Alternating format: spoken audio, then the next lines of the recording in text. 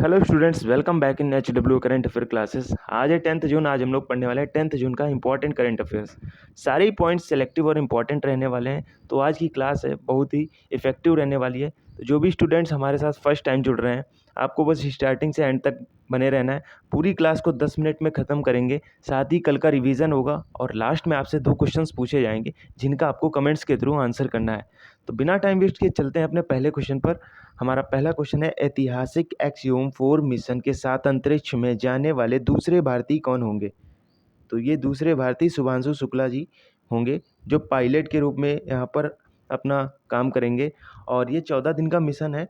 बात करें इस मिशन का जो उद्देश्य क्या है, तो उद्देश्य की बात करें तो बीज का अंकुरण पर जांच पड़ताल करना और मानव स्वास्थ्य का यहाँ पर ध्यान रखा जाएगा, कैसे किस तरीके से चीज़ें होंगी। तो ये सारी चीज़ें हैं आपके सामने।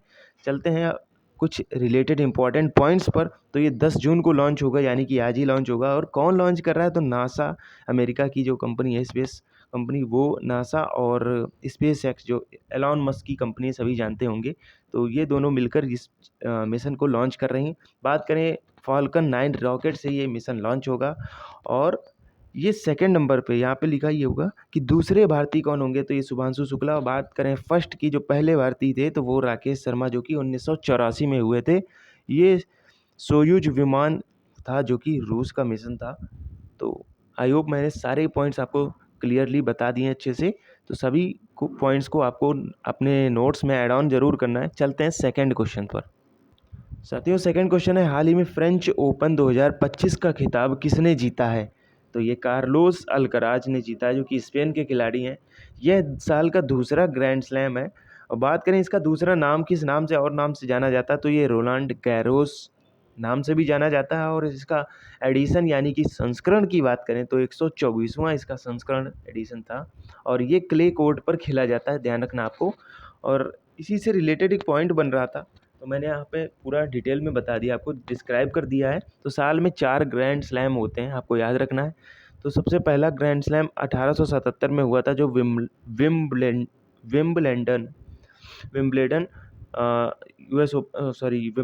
ओपन हुआ था। तो ये ग्रैंड स्लैम हुआ था, तो 1877 में हुआ था। ये ग्रास कोर्ट पे होता है। उसके बाद हुआ US ओपन, जो कि 1881 में हुआ। ये हार्ड कोर्ट पे होता है। उसके बाद फ्रेंच ओपन 1891 में, ये क्ले कोर्ट पे, जिसकी बात चल रही थी क्वेश्चन में, ये क्ले कोर्ट पर होता है। और लास्ट में हुआ है ऑस्ट्रेलियन ओपन, जो कि 1905 में हुआ है। ये भी हार्ड कोर्ट पे होता है। चारों पॉइंट बहुत ही इंपॉर्टेंट है, आपको याद रखने हैं, अपने नोट्स में ऐड ऑन करने हैं। चलते हैं अगले क्वेश्चन पर। अगला क्वेश्चन, थर्ड क्वेश्चन है, सभी बचत बैंक खातों के लिए औसत मासिक शेष की आवश्यकता को किसने समाप्त किया है? तो जो मिनिमम बैलेंस की यहाँ पर बात की जा रही है, किस बैंक ने जो मिनिमम बैलेंस को बिल्कुल ख़त्म कर दिया है। आप सब जानते होंगे कि बैंकों में अगर आपको सेविंग्स अकाउंट या करेंट अकाउंट होता है, उसमें एक मिनिमम बैलेंस रखते हैं। अगर वो बैलेंस नहीं होगा तो उस पर पेनल्टी लगती थी। तो वो उसी की बात हो रही है इस क्वेश्चन में, वो ख़त्म कर दिया है। तो किस बैंक ने ख़त्म किया है? तो ये कैनरा बैंक ने ख़त्म किया है। बात कर लेते हैं कैनरा बैंक से रिलेटेड कुछ इंपॉर्टेंट पॉइंट्स है। इसका हेडक्वार्टर की बात करें तो बेंगलुरु में इसका हेडक्वार्टर है। इस्टेब्लिशमेंट इसका 1906 में हुआ था। अब बात कर लेते हैं नेशनलिज्म ऑफ बैंक। तो राष्ट्रीयकरण हुआ था बैंकों का, तो पहली 1 जनवरी 1949 को RBI का राष्ट्रीयकरण हुआ।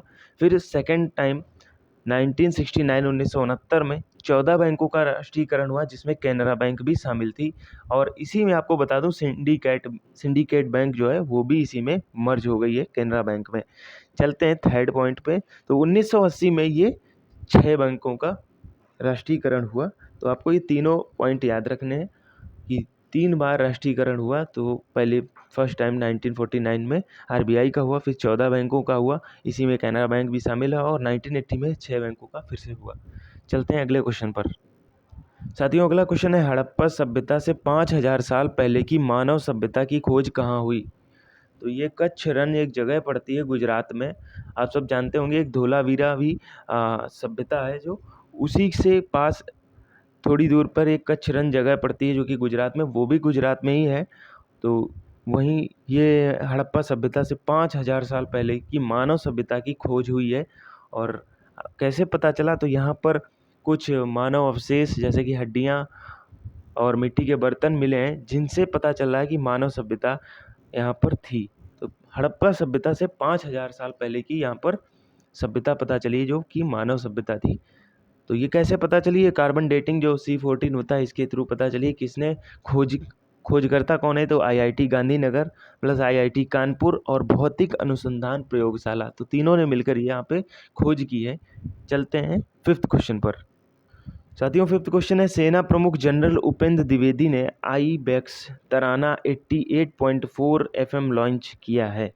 तो ये कहाँ किया है? तो ये उत्तराखंड में किया है। और आपको बता दूं FM की फुल फॉर्म होती है फ्रीक्वेंसी मॉड्यूलेशन। चलते हैं 6th क्वेश्चन पर। हमारा 6th क्वेश्चन है, हाल ही में चर्चा में रहा धनुषकोडी ग्रेटर फ्लेमिंगो अभ्यारण्य कहाँ स्थित है? तो ये तमिलनाडु में स्थित है। और इसी से रिलेटेड इंपॉर्टेंट कुछ पॉइंट थे। तो तमिलनाडु के रामानाथापुरम जिले में आर्द्र भूमि यानी कि वेटलैंड की बात हो रही है, का नाम ग्रेटर फ्लेमिंगो अभ्यारण्य कर दिया गया है। इसी के नाम पर कर दिया गया है। ग्रेटर फ्लेमिंगो एक चिड़िया होती है, आपने देखा ही होगा। तो यहाँ पर इसका जो वेटलैंड होते हैं, आर्द्र भूमि है, यहाँ पर इनका आवागमन होता रहता है, तो इसी के नाम से ये कर दिया गया है। बात करें रामसर स्थल भारत में कितने हैं? तो टोटल 91 है। और सबसे ज़्यादा कहाँ है भारत में? तो ये तमिलनाडु में है। याद रखना आपको, इंपॉर्टेंट पॉइंट हैं दोनों ही।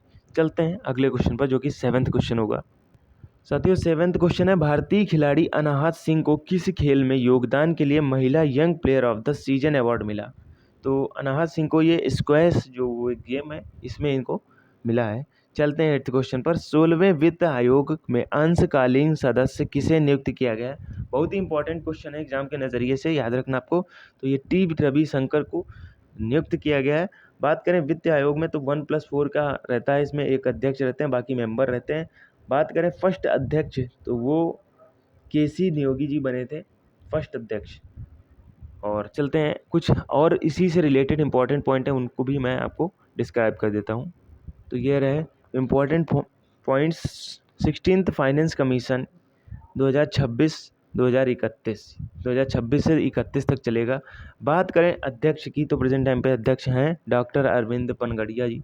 और सचिव की बात करें तो ऋत्विक रंजनम पांडे। ये बहुत ही इंपॉर्टेंट पॉइंट है, एग्जाम में आ जाते हैं, BCSC के एग्जाम में पूछे गए थे। तो सदस्य की बात करें तो यहाँ पर एनी जॉर्ज मैथ्यू और सौम्या, और फिर 3rd नंबर पे है डॉक्टर निरंजना। तो ये 3 सदस्य हैं।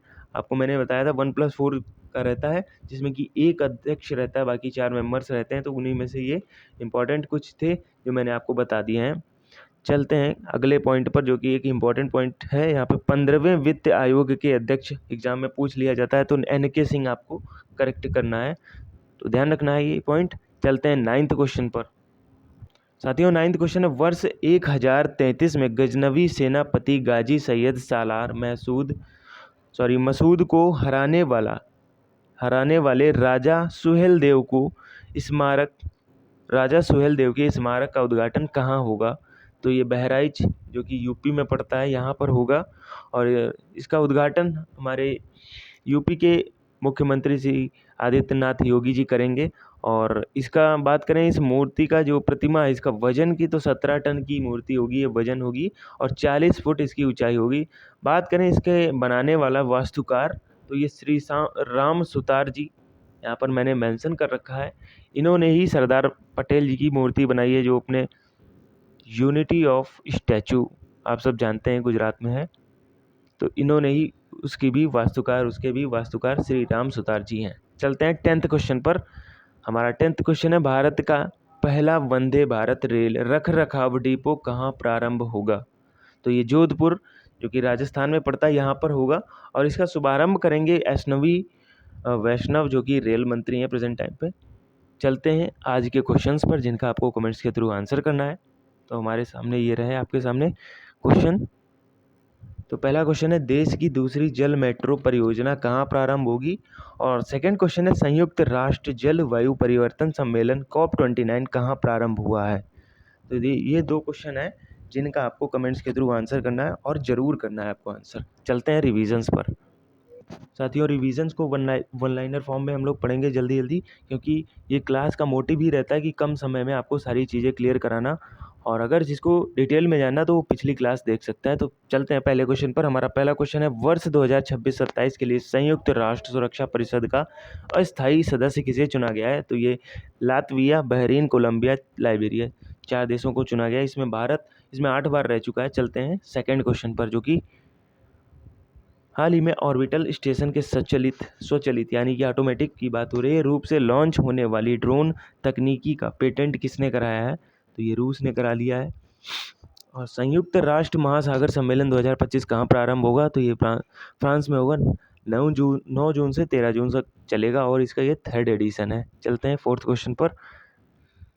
ये रहा आपके सामने 4th क्वेश्चन। हाल ही में लोकसभा अध्यक्ष ने भारतीय प्रेस परिषद PSI press council of India के लिए किस सांसद को नामित किया है? तो ये संबित पात्रा जी को, नरेश वांसके, कालीचरण मुंडा जी को, इन तीनों लोगों को ये नामित किया गया है। चलते हैं अगले क्वेश्चन पर। साथियों, हमारा अगला क्वेश्चन, हाल ही में महिला वर्ग में नॉर्वे शतरंज 2025 का खिताब किसने जीता है? तो अन्ना मुजीचुक जो है ये यूक्रेन से बिलोंग करती हैं, इन्होंने जीता है। चलते हैं अगले क्वेश्चन पर। किंग चार्ल्स III के जन्मदिन के अवसर पर किसे नाइटहुड की उपाधि से सम्मानित किया जाएगा? तो ये डेविड बेकहम जो कि इंग्लैंड के मशहूर फुटबॉल प्लेयर हैं।